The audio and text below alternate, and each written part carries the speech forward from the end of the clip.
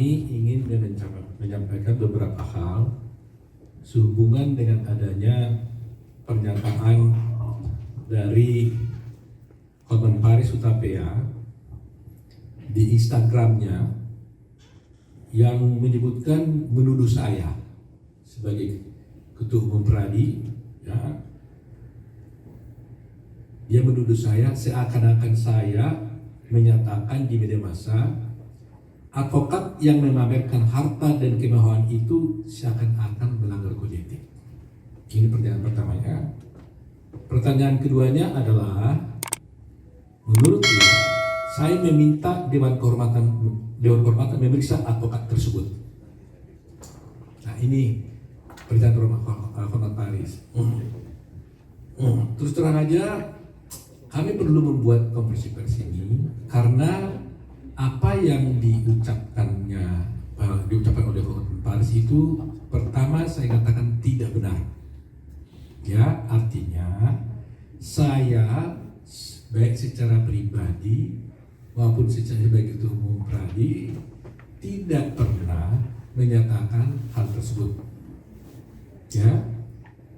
Kedua, saya juga tidak pernah menyatakan bahwa meminta Dewan Kehormatan untuk menindak orang tersebut. Jadi saya katakan person, gitu ya. Nah, jadi ada dua hal penting supaya keliru. Pernyataan saya tidak pernah menyatakan bahwa advokat memamerkan harta dan kemewahan itu melanggar kode etik. Ya, kemarin juga waktu saya diwawancarai di acara pelantikan Dewan Kehormatan Daerah, juga ada wartawan yang menanyakan pada saya hal itu, bagaimana pendapat Pak Otto mengenai orang yang memamerkan hartanya, advokat memamerkan hartanya di media. Saya jawab, itu adalah ranah dari Dewan Kehormatan, bukan ranah saya. Sehingga saya tidak tahu kenapa begitu paniknya Hotman Paris membuat beberapa hal di Instagram yang sedemikian rupa yang menuduh saya seakan-akan melakukan pernyataan seperti itu. Tapi perlu saya klarifikasi, tidak berarti bahwa artinya kalau saya tidak menyatakan itu, semuanya mengenai hal itu apakah melanggar kode etik atau tidak, itu menjadi kewenangan dari Dewan Kehormatan, gitu. Bukan kewenangan daripada saya sebagai Ketua Pradi. Sebagai pribadi tentunya kita punya pendapat, menjadi konsumsi publik yang saya menegaskan seakan-akan ini pendapat DPR, karena itu kejadiannya sebagai Ketua Umum. Nah, itu sebabnya kalau saya berikan komparisi di sini resmi sebagai teman-teman, ada pengurus DPR di sini, ada Ketua Harian, ada Pak Sekjen, ya, dan yang lain di sini ada Pak Ruli dari Bandung, Pak Jul Armain, Pak Nyana, ada juga Jo Tobing, dan juga ada Pak Firman. Nah, itu adalah karena pernyataan itu tunjukkan kepada Ketua Umum Pradi. Jadi perlu kita klarifikasi hal ini. Ya. Nah, terus terang aja memang ya, saya di dalam pembekalan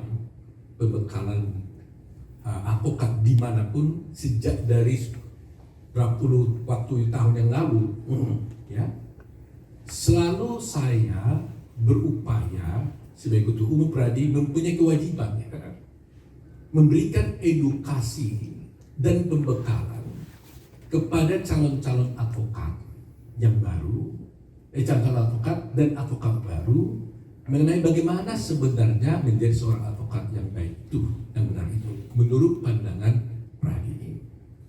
Saya selalu mengatakan, Anda boleh lihat di rekaman-rekaman yang resmi, bahwa uang, harta, Ferrari, mau Lexus, mau Lamborghini, itu adalah halal dan sah.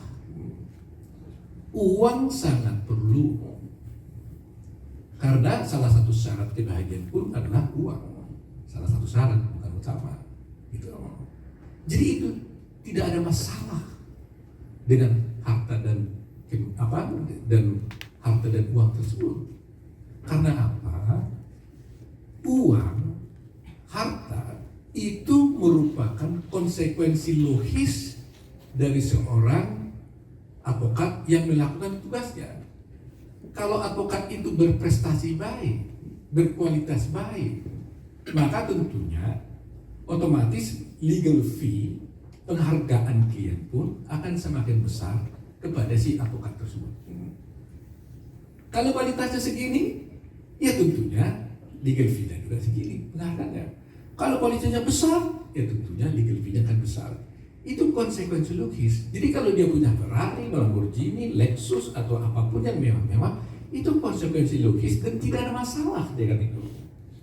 Yang jadi masalah yang selalu saya sampaikan dimanapun dan kapanpun dan akan saya sampaikan terus menerus adalah bahwa jangan sampai yang jadi masalah yang selalu saya sampaikan dimanapun dan kapanpun dan akan saya sampaikan terus menerus adalah bahwa jangan sampai calon-calon advokat ini dan advokat baru ini memiliki anggapan paradigma bahwa advokat yang sebaik itu adalah kalau dia menjadi advokat gara-gara ingin dapat harta gitu.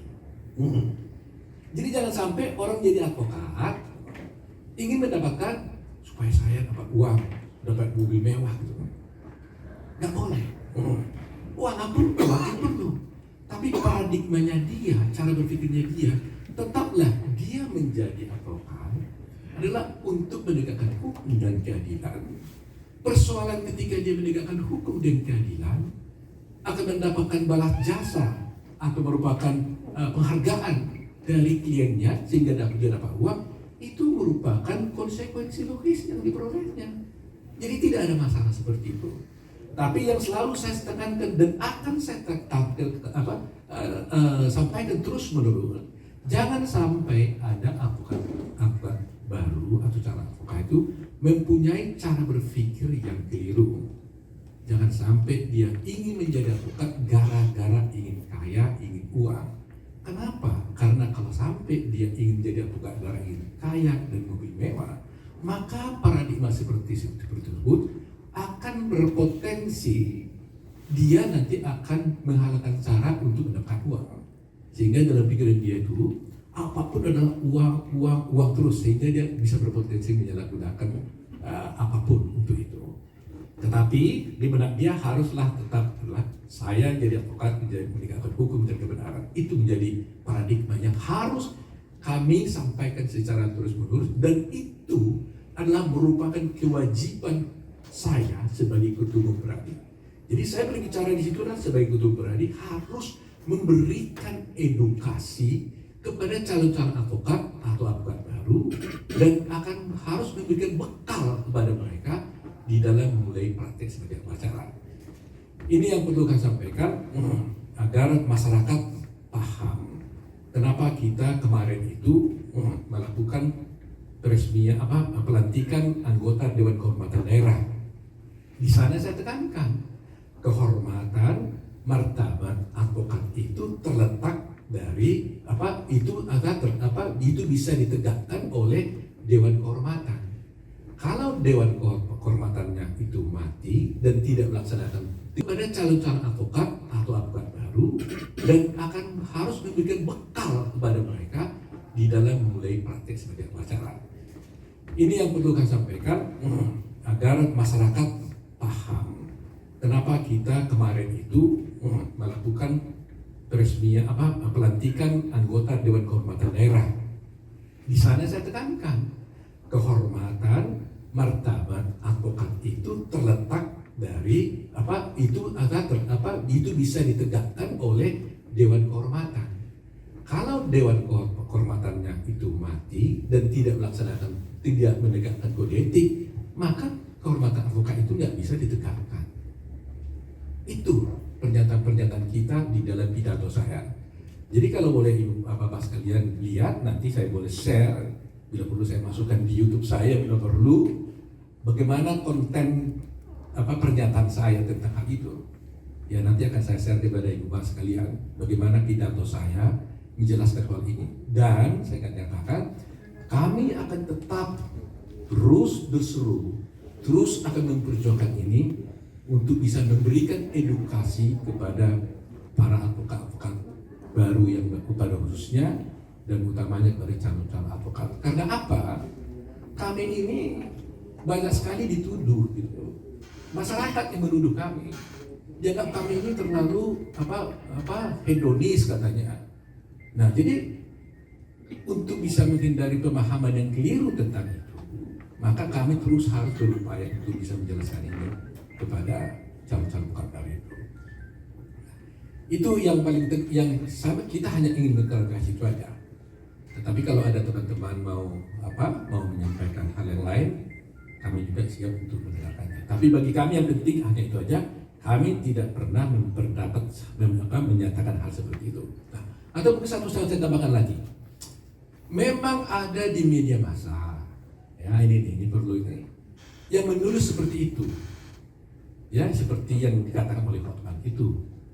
Tapi hari yang sama itu saya langsung berikan bantahan dan klarifikasi, dan kemudian wartawan tersebut telah mengklarifikasinya di media massa dan diminta maaf kepada saya dan juga kepada pihak yang lain. Nah, tapi entah kenapa meskipun itu sudah diklarifikasi, Hotman terus masih tetap ya biasalah membuat konten-konten Instagramnya. Tapi bagi kami tentunya itu bukan masalah konten yang disampaikan, bagi kami itu tidak masalah.